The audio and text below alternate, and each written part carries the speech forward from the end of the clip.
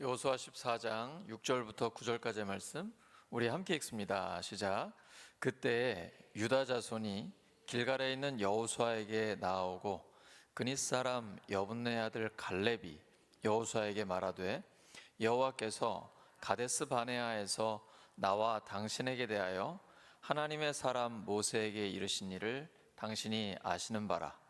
내 나이 40세에 여호와의 종 모세가 가데스 바네아에서 나를 보내어 이 땅을 정탐하게 하였으므로 내가 성실한 마음으로 그에게 보고하였고 나와 함께 올라갔던 내 형제들은 백성의 간담을 높게 하였으나 나는 내 하나님 여호와께 충성하였으므로 그날에 모세가 맹세하여 이르되 내가 내 하나님 여호와께 충성하였은즉 내 발로 밟는 땅은 영원히 너와 내 자손의 기업이 되리라 하였나이다. 아멘. 여호와께 충성, 여호와께 충성이라는 제목으로 하나님 말씀 전하겠습니다. 충성, 그러니까 군대에서 격리하는 것 같고요. 저는 군대에 있을 때 강원도 인제에 있었는데 단결이라고 했습니다. 단결을 한꺼번에 올라가면 안 되고요. 단결 할 때 올라가야 됩니다. 여호와께 충성, 이게 바로 갈렙의 삶의 특징이거든요. 지금 2번 반복됐어요. 자기 자신도 8절에 보시면 나는 내 하나님, 이게 확실한 거죠. 나의 하나님, 나는 내 하나님 여호와께 충성하였습니다. 그랬더니 모세도 그렇게 얘기합니다. 네가 내 하나님, 모세도 하나님이 자기 하나님이에요. 네가 내 하나님 여호와께 충성하였은즉 이라고 이렇게 이야기합니다. 하나님의 명령을 따라 가나안 땅을 정탐하고 돌아온 12명의 정탐꾼 중에 10명은 부정적인 보고를 했습니다. 이스라엘 백성들이 그 말을 듣고 낙심좌절합니다. 그리고 이집트로 돌아가자라고 이야기해요. 완전히 다 끝난 것 같습니다. 그때 갈렙은 곧바로 올라가서 그 땅을 취하자, 능히 이길 것이라 외쳤습니다. 이어서 이렇게 말합니다. 여호와께서 우리를 기뻐하시면 우리를 그 땅으로 인도하여 들이시고 그 땅을 우리에게 주시리라. 이는 과연 젖과 꿀이 흐르는 땅이니라. 다만 여호와를 거역하지는 말라. 또 그 땅 백성을 두려워하지 말라. 그들은 우리의 먹이라. 개역 한글판에는 우리의 밥이라고 돼 있죠. 그들은 우리의 먹이라. 그들의 보호자는 그들에게서 떠났고 여호와는 우리와 함께 하시느니라. 그들을 두려워하지 말라. 갈렙의 이 말을 듣고 하나님께서는 이렇게 약속하셨습니다. 내 종 갈렙은 그 마음이 그들과 달라서 나를 온전히 따랐은즉 그가 갔던 땅으로 내가 그를 인도하여 드리리니 그의 자손이 그 땅을 차지하리라. 하나님이 갈렙은 다른 사람들과 마음이 다르다고 하셨습니다. 마음은 히브리어로 루아흐입니다. 발음하기가 좀 어려워요. 영어로 하면 스피릿이에요.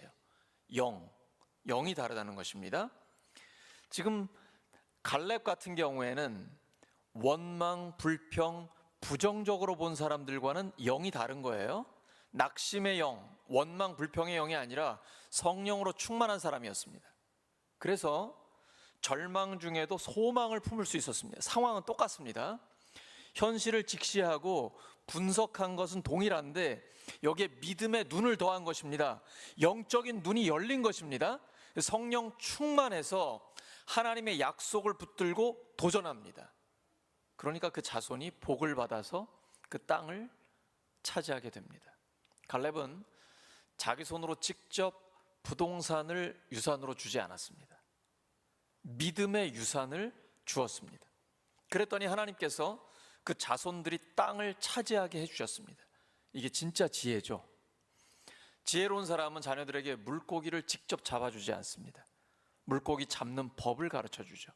믿음을 보여주는 것입니다. 먼저 하나님 나라와 하나님의 의를 구합니다. 그러면 하나님이 우리의 자녀들에게 그 믿음을 주시고 믿음을 통해 우리보다 훨씬 더 큰 하나님의 복을 누리게 해주시는 것입니다. 갈렙은 45년 동안 잊지 않고 하나님의 약속을 기억하고 있습니다. 하나님의 약속이 삶의 중심이 되면 삶은 흔들리지 않습니다. 사실 갈렙과 여호수아는 가나안 땅을 정탐하고 나서 믿음으로 약속의 땅에 들어갈 수 있다라고 선포했어요. 그러니까 40년을 광야에서 헤맬 이유가 없었습니다. 그들은 하나님을 믿지 못하고 원망 불평하며 낙심한 사람들과 함께 고난을 당했습니다. 억울하지 않았을까요? 갈렙은 이 긴 세월 동안 꿈을 이루지 못하고 기다려야 했습니다.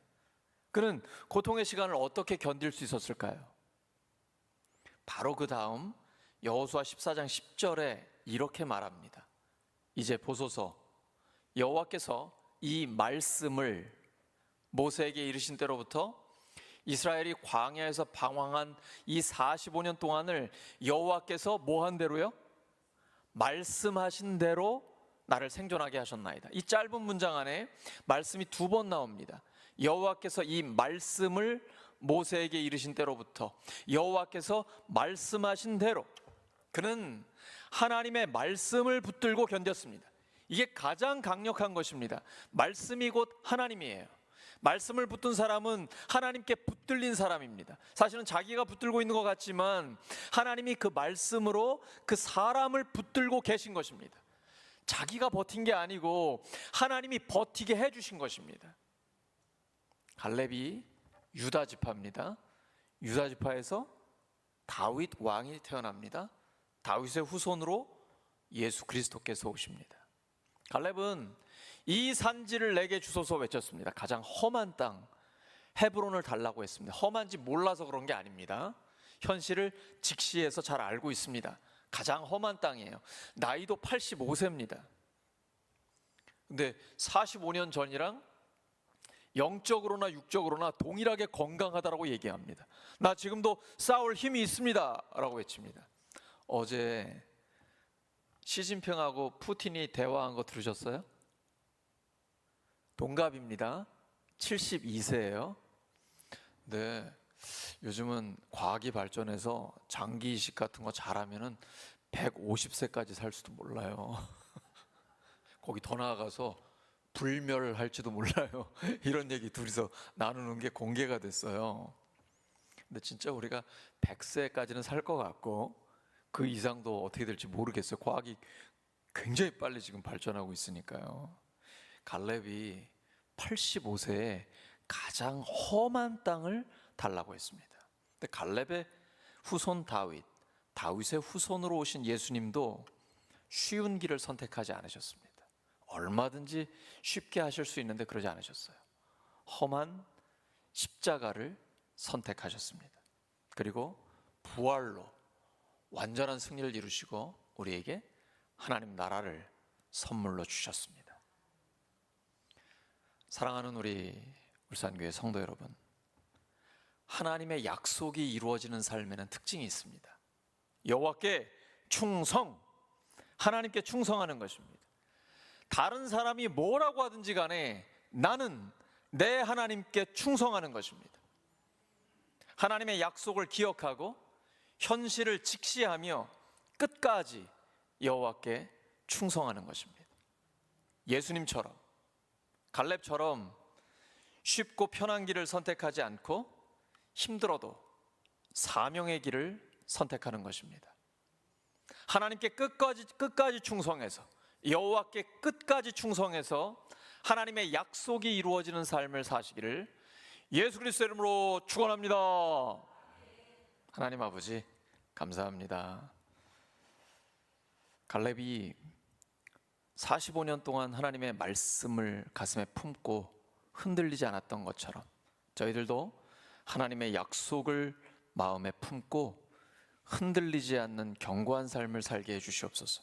갈렙이 험한 땅 헤브론을 달라고 한 것처럼, 예수님께서 험한 십자가를 지신 것처럼 저희들도 쉽고 편한 길이 아니라 험하지만 사명의 길을 선택해서 하나님의 약속이 이루어지는 삶이 되게 해주시옵소서. 저희들 부족하고 연약합니다. 격려하여 주시고 힘 주시고 끊임없이 하나님의 말씀을 떠오르게 해주셔서 끝까지 여호와께 충성하는 저희들 되게 하여 주시옵소서. 예수님의 이름으로 기도드립니다. 이 시간 반주의